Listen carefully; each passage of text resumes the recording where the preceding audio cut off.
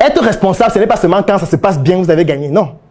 Être responsable, c'est que quand ça ne se passe pas bien, qu'importe d'où vient le problème, c'est toi qui es responsable.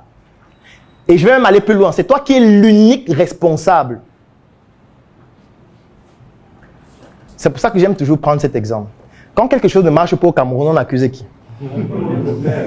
Bon, il vous a fait quoi? Il vous a fait quoi?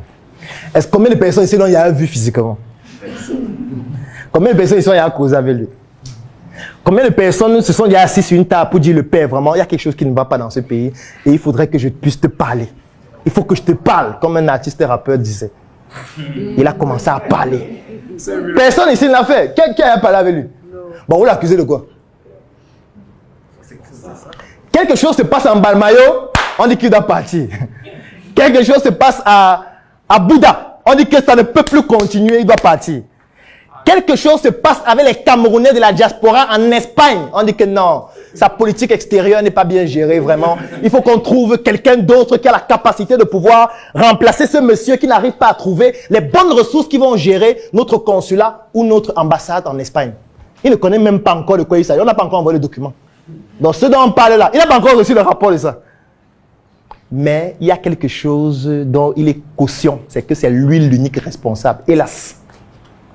Parce que dans le système tel qu'il est conçu, c'est lui l'unique responsable. Parce que quand un système est centralisé, ça veut dire que c'est toi l'unique responsable. Puisque tu as aussi la possibilité de faire qu'il ne soit pas centralisé, et tu ne le fais pas, ça veut dire que c'est toi qui es responsable. C'est pour ça qu'à chaque fois que quelque chose se passe mal, on dit mon frère, on ne veut plus continuer. C'est pour ça qu'un comédien disait une fois que bon, quand vous dites qu'il doit partir au Congo. Il est congolais, n'est-ce pas, il est tout camerounais comme nous. Il part où? Vous dites qu'il doit partir, il part où? C'est un Tchadien. Est-ce que vous assumez le fait d'être l'unique responsable? Moi, je vois régulièrement des managers qui disent vraiment Claudel, le travail que tu nous as demandé de faire là, il y a tel, il n'est pas venu à l'heure. Il a dit que mon type, ne me parle pas de quelqu'un que je ne connais pas. Tu me parles que tel n'est pas venu à l'heure, est-ce que moi je le connais? C'est toi le seul que je connais, c'est à toi que j'ai demandé de faire. Tu ne peux pas m'expliquer qu'il y avait tel qui devait faire ça, il n'a pas fait comme il fallait, il est venu à telle heure. Je ne veux pas de bavardage. C'est toi qui es l'unique responsable, point. Et c'est toi qu'on punit pour tout le monde. C'est comme ça, c'est ça le chef. Vous voulez être des managers, soyez dans l'unique responsable. L'unique responsable, ça veut dire quoi? Ça veut dire que tu peux avoir un employé. Un client vient acheter un produit qui coûte 500 000, 700 000. Il prend l'argent du client, il ne donne pas le produit. Le client se plaint, il ne donne pas. Le client se plaint, il ne donne pas. Le client va porter plainte. Tu sais la personne qu'on va convoquer, c'est toi. Tu vois? Peut-être que tu ne sais même pas ce qui s'est passé. Tu vas recevoir un jour une convocation, tu vas dire, mais j'ai fait quoi? Et comme on ne dit jamais ce que tu as fait avant, tu vas d'abord, tu t'assois. On dit, bon monsieur, connaissez-vous monsieur tel? Tu dis, oui, je le connais. Est-ce qu'il travaille dans votre entreprise? Tu dis, oui, il travaille dans votre entreprise. Est-ce que vous avez un contrat avec lui? Oui, j'ai un contrat avec lui. Est-ce que vous pouvez nous présenter le contrat? Oui, voici le contrat. D'accord, d'accord. Ah, d'accord, ça veut dire qu'il est vraiment dans votre entreprise? Oui, effectivement. D'accord, il nous a volé 700 000. On sort maintenant les documents. On sort les documents. Après, la prochaine question, on dit, vous comptez faire la première avance aujourd'hui et rembourser le reste quand? Vous comprenez la phrase que vient de dire, c'est... Vous comptez effectuer une avance aujourd'hui de combien et effectuer le reste et rembourser le reste quand? Pendant que vous êtes en train de dire non, vraiment, je ne connais même pas encore de quoi il s'agit, on dit bon, ok, déchirez-vous. Bon, on va d'abord vous garder. On va vous garder pour votre sécurité. Parce que si on vous laisse dehors, ils peuvent vous attaquer même physiquement parce qu'ils attendent leur produit depuis. Donc pour vous protéger, on va d'abord vous garder. Oui, on vous garde d'abord. Donc on va vous garder pendant 72 heures, le temps que vous puissiez un peu réfléchir sur comment c'est ce qui s'est passé et tout. Et quand vous allez bien comprendre ce qui s'est passé, vous nous dites combien vous allez avancer maintenant et quel est le reste que vous allez donner, dans quel délai de maximum 1 mois. Commencez à dire, vous voyez ce qu'il m'a fait, vous voyez, on fait confiance aux gens. J'ai dit que le mot ingratitude, c'est interdit. Parce que c'est toi qui as choisi de lui faire confiance. Donc tu assumes ce qu'il fait. C'est comme ça. Ce n'est pas que quand tu as fini de lui faire confiance, ce qu'il fait qui ne marche pas, tu te désolidarises. Ce qu'il fait qui marche, tu es content. Oui, on a gagné beaucoup d'argent et vraiment, il travaille bien, machin et tout. Non, tu ne peux pas juste être son père quand tout va bien. Et puis quand ça va mal, tu dis que c'est l'enfant du voisin. Non, il reste ton enfant. Même quand il commet des gaffes. Tu dois accepter que mon enfant a commis une gaffe et je dois réparer cette gaffe. Et la prochaine fois, voici les mécanismes que je mets en place pour que ce type de gaffe ne se reproduise plus. Parce que c'est une faute au niveau de tes mécanismes qui a fait en sorte qu'il puisse prendre l'argent de quelqu'un au point où tu ne t'en rends même pas compte pendant 1 mois, 2 mois, 6 mois. C'est de ta faute. Ça veut dire que ton entreprise n'a pas un bon manuel de procédure, n'a pas un bon modèle de gestion et de contrôle de ce qui se fait. Et si ça n'a pas un bon modèle de manuel de procédure ou alors de gestion, ça veut dire que le responsable, c'est celui qui est responsable de l'entreprise, c'est-à-dire toi. Dans une entreprise qui veut gérer plusieurs activités à distance, on ne se justifie jamais. C'est interdit de se justifier. Vous devez insérer ça dans le label de votre entreprise. On ne se justifie pas.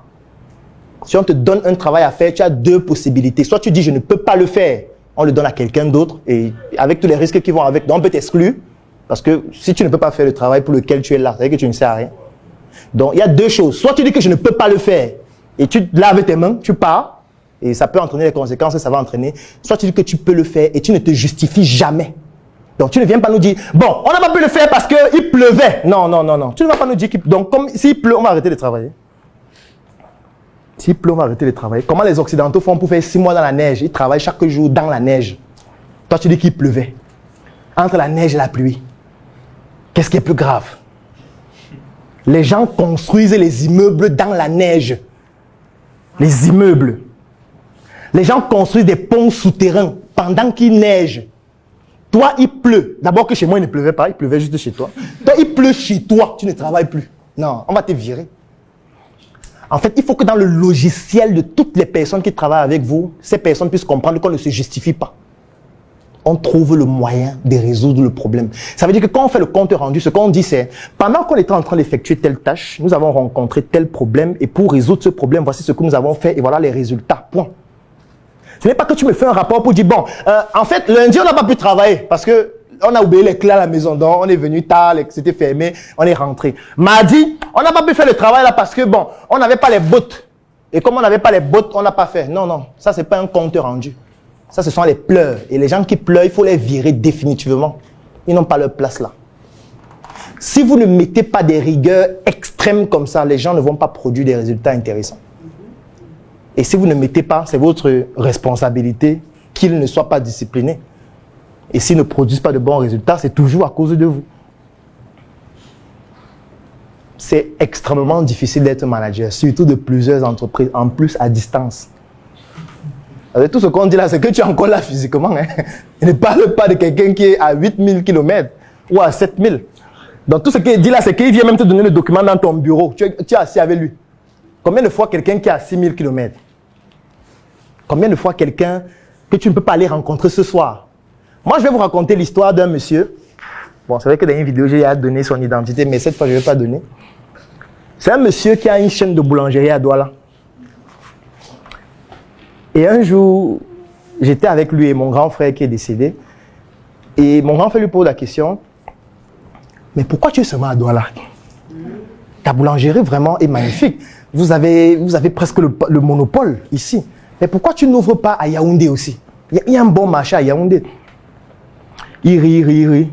Après, il nous dit, quand vous allez faire ce qu'il fait, si vous allez comprendre. Il nous a expliqué quelque chose de simple, que lui, quand il se lève le matin, à 7 h, au plus tard à 9 h, il a déjà fait le tour de toutes ses boulangeries. Donc, quand il se lève le matin, il prend sa voiture lui-même. Il conduit, il va dans telle boulangerie, il fait les états, il sécurise la recette. Il va dans l'autre boulangerie, il fait les états, il sécurise la recette. Il va dans telle autre, il fait les états, il sécurise la recette. 9 h 30 au plus tard, il a terminé. Quand il y a un problème dans n'importe quelle boulangerie, il peut y arriver en moins de 30 minutes. Il arrive physiquement. Il résout le problème et puis il s'en va. Et il nous disait que si j'ouvre à Yaoundé, il devait faire comment? Il dit que ça veut dire que les gens vont seulement voler chaque jour. Ça veut dire que quand il y aura un problème, il va falloir quoi? Que je prenne la voiture pour aller à Yaoundé ou que je prenne l'avion avec les tracasseries, j'arrive, je prends la voiture, je m'en vais voir ce qui se passe. Ils auront déjà le temps de tout vider avant de partir. Il dit que je préfère rester ici à Douala, ça me plaît ici. Je ne veux pas de Yaoundé. Si quelqu'un veut, il paye pour une franchise à Yaoundé. Donc il vient me voir, il dit qu'il veut utiliser ton nom à Yaoundé. Je lui dis combien ça coûte. Il paye, lui-même il prend son argent.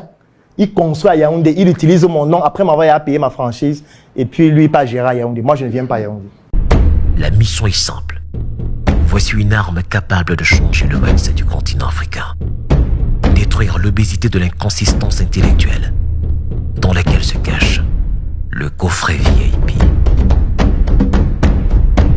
Il possède une arme contenant 200 heures de formation et 8 ans d'expérience entrepreneuriale. Recevez le pouvoir de devenir une meilleure version de vous-même. Armez-vous de cette clé pour une réussite entrepreneuriale.